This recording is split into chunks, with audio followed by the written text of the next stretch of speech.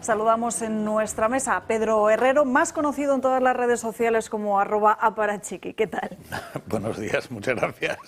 Gracias por acompañarnos, porque además en estos días hemos leído una columna de opinión en el diario La Razón que nos ha parecido muy importante, bajo el título de Niño, de eso no se habla. Precisamente en esas líneas menciona cómo España ha pasado de una tenue fiscalización a una exigencia de transparencia y de control. No sé si considera que estamos en una burocracia paralizante en la que además hay una gran parte de la sociedad que efectivamente, como aquí hemos denunciado en tantas otras ocasiones, está totalmente adormecida.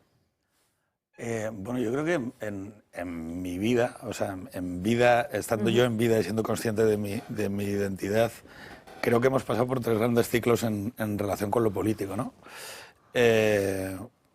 No sé si podríamos llamar el gran periodo boomer, ¿no? Donde la sociedad, una gran sociedad pacificada a través del gran acuerdo de la transición, tenía una relación razonablemente pacífica en lo político.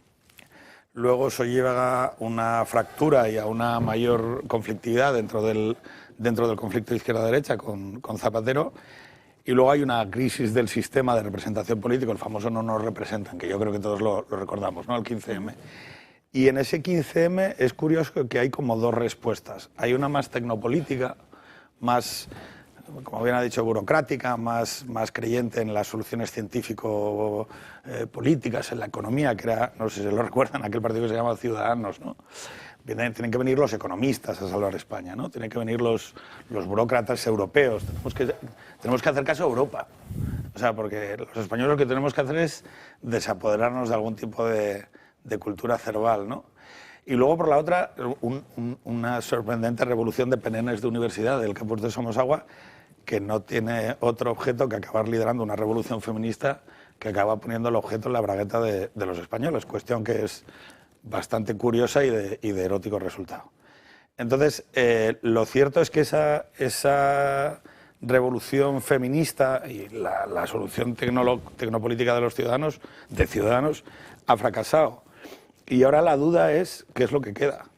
Y yo tengo la sensación es que queda un Estado absolutamente abrumador, que no deja ya casi parcelas de pensamiento independiente, no deja tampoco una economía libre. Hay que reconocerlo. Los fondos europeos, los fondos de reconstrucción, 5.000 millones de euros en el último plan, acaban contaminando y acaban impidiendo cualquier espacio de pensamiento autónomo y libre en este país, casi diría en Europa, pero bueno, como mi renuncia es volverme cada vez más concreto y pensar menos en abstracto, con lo cual lo que sí puedo decir es que, por ejemplo, seguramente en algún momento alguien hará cuentas sobre hacia dónde ha ido la ingente cantidad de recursos que se ha puesto en disposición de numerosas empresas y veremos que una gran parte se han consumido en informes, en planes de igualdad, en planes para agendas 2030 que nunca van a llegar. Y es llamativo porque es como que nos hemos detenido.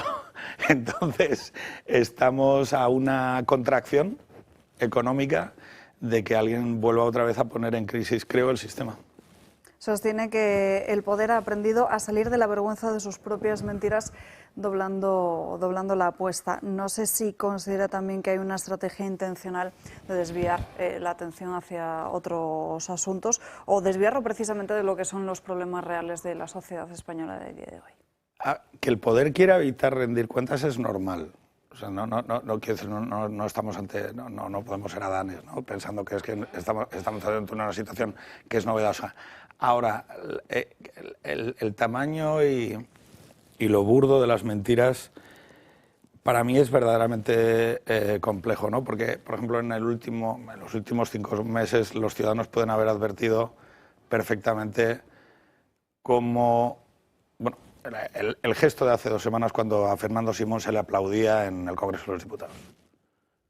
Eso es una vergüenza intolerable que viene de una situación que yo personalmente he vivido. O sea, yo he vivido como un gobierno con responsabilidades en salud pública, no advertía a sus ciudadanos cuando el resto de gobiernos europeos ya estaban recuerdo que los internistas italianos que se habían confrontado ya con la enfermedad en enero en sus hospitales salieron dando la voz de alarma en público, en Europa, y yo lo escuché. Por lo tanto, me resultaría bastante extraño que Fernando Simón e Iván Redondo, en aquel momento jefe de gabinete del presidente Pedro Sánchez, no lo escucharan, porque yo lo escuché. Y lo cierto es que durante aquel mes de febrero, como el gobierno estaba disputando internamente el liderazgo sobre el 8M feminista, vuelvo a decir que estaba que animando a acudir a la población cuando ya estaba esa alerta encima bueno, de la es mesa. es que el señor Fernando Simón animó a que los hijos de los demás acudieran a la batucada. Y eso tuvo un efecto en coste en vidas. Y yo estoy dispuesto, porque entiendo lo que significa el error humano, que no lo quememos en la pira pública, pero lo que no estoy dispuesto es a aplaudirle. Y lo que también hemos podido ver es como un evento que impidió que se enterrasen 80.000 personas, pues ahora resulta que tenemos que fragmentar para entrar en un estado de emoción alterado la audiencia y tenemos que preocuparnos solo por aquellas personas que ni siquiera son personas, son meramente una cifra, un número, un claim, un logo de comunicación para interpelar solo a las que nos interesan, que son las relativas a las residencias de mayores, pero solo las de la Comunidad de Madrid. Entonces, claro, yo como esto lo he vivido en primera persona y no es algo que me hayan comentado, pero sí que he sufrido también la reconstrucción del pasado a la que nos llevó la memoria histórica. Yo recuerdo en mi casa, a mi abuelo lo intentaron fusilar los republicanos y mi padre era comunista. Y mis primos eran muy de derechas, de Vox, y mi padre era del PSOE y yo supuestamente era de izquierdas, ahora ya no lo soy. Y vivíamos perfectamente felices y cordiales en muchas fiestas de Navidad y sin embargo la política, que tiene muy poca capacidad de transformación, pero tiene mucha capacidad para hacer invivible la convivencia, a través de procesos de reconstrucción de la memoria, como la memoria histórica, ha hecho peor la convivencia de los españoles. Ha intentado que los abuelos de una parte del país se avergonzasen de donde habían estado, que habían hecho. Y es que no se puede, no es bueno que un país viva así. Y lo que estoy viendo es que esta, a mayor debilidad del Partido Socialista, ni siquiera del Partido Socialista, a mayor debilidad del poder que ostenta a día de hoy dentro de esa gran concertación Pedro Sánchez, la necesidad de buscar estados de emoción alterados en la audiencia va a ser mayor. Y por lo tanto la mentira va a ser mayor y por lo tanto la apuesta se va a doblar cada vez más. Y eso... O sea, sí, vamos, sinceramente creo que estamos ante algo muy parecido a lo que hicieron los Kirchner, no Cristina, sino su marido, cuando en una crisis del sistema argentino se produjo una gran concertación alrededor del mundo de la empresa, de los medios, de la economía, de la política, alrededor de esa pareja, ¿no? Y eso convirtió a Argentina en un sitio mucho peor. Y ya no era una dinámica de partidos, ¿eh? Ya no era quién saca X número de escaños o quién saca tal, sino, bueno, pues algo parecido a lo que pasó también en Cataluña. Es decir, la posibilidad de vivir de manera civil. Y creo que eso es lo que nos estamos jugando precisamente ahora. Una doble apuesta que además está siendo financiada con dinero público. Por supuesto. Aquí hay por lo menos en lo que humildemente yo puedo aportar, creo que la ciudadanía y las personas que nos dedicamos a intervenir en política hemos sido siempre muy respetuosos con pues oye, pues hablamos del presentador, del político, del monchito que nos ponen delante y al que criticamos, ¿no?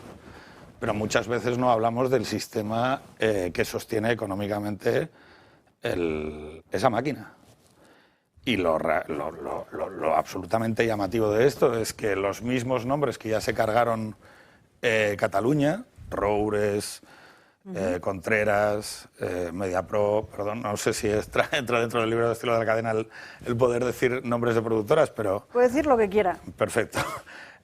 Vuelven a salir y creo sinceramente que están preparando una crisis del sistema que toma como puntos focales, bueno, que han sido durante más de 20 años una fábrica de autoodio, que ha impedido que los españoles se vean a sí mismos de manera sana, que han impedido, en muchos casos, que la cultura costumbrista o mucha de la producción cultural que era más querida por la audiencia española se le pusiera un límite y no triunfara, y son los mismos nombres que llevan atenazando el mundo del cine, el mundo de la cultura, el mundo audiovisual, ahora con una gran operación audiovisual que involucra evidentemente a Telefónica, a Movistar, y lo que usted acaba de decir, el presupuesto público. Porque yo, si esto todavía fuera gente jugándose su dinero privado, diría, bueno, vale, pero es que esta fiesta de estos documentales que no ve nadie, esta fiesta de series y películas que no ve nadie, la pagamos nosotros, ¿eh? La pago yo con la trimestral, que eso es lo más jodido. Perdón por el uso de un taco, pero es que eso es lo más complicado. Todo esto lo estamos pagando, claro, con la trimestral, con la subida de autónomos, estamos pagando televisiones que se dedican a esparcer autoodio, emociones negativas sobre los españoles, y claro, que acaban teniendo siempre a las mismas personas. Tristemente fallecido Manuel Barroso, ahora Barroso y Contreras, que son los grandes creadores del sistema mediático-cultural que operaba alrededor de Zapatero, y Roures, en Cataluña. Y creo que, sinceramente, alrededor de una visión que va a poner en la picota a lo católico, sin género de dudas lo católico, con el cambio de Papa va a haber un ataque sistemático a las instituciones católicas españolas, porque además ya se cargaron a una persona de la talla intelectual de Ratzinger, una persona que cosió la democracia liberal al catolicismo, considerándolos instituciones buenas y benéficas para la sociedad, fue tildado de nazi, bueno, se dijeron de todo sobre él. Y ahora, en el momento en el que haya un cónclave en el que esto no sea exactamente lo que ha habido, se volverá a atizar ese odio a lo católico, que ya hay sintomatología, claro. Si uno lo ve desde la dirección de contenidos es mucho más fácil de percibir. Luego hay también un eje muy claro hacia la reordenación territorial de España.